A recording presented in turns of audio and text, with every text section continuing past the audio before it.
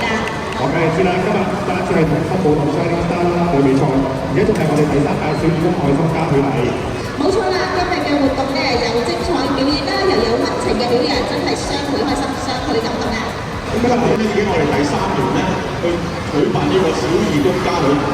咁我哋其實喺個家旅係咧，我哋主要咧就鼓勵咧我哋啲小朋友咧去參加義工服務。喺義工服務度咧，希望咧培養佢哋嘅責任感同埋個同理心。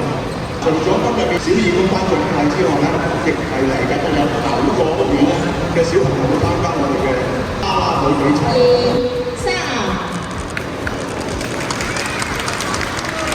今日我哋能夠順利舉辦咁開心嘅活動，特別多謝智富資產管理有限公司提供一個咁靚咁大嘅場地俾我哋。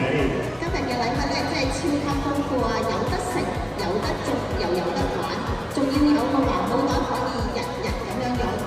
好，兩位咧就介紹到呢一度，大家記得好好保存啦，一陣間玩得開心啲。的神啊，我真係好心急啊！不如咧，我哋盡快開始個頒獎禮啦。好啊 ，Emily 啊，你知唔知我哋班小義工總共服務咗幾多個小時啊？我哋公司旗下各個屋苑嘅小義工隊服務時數加埋已經有2421小時啦。喺2025至2026年度獲得個人工獎項嘅小朋友總共有96位，一齊俾個啦啦獎勵。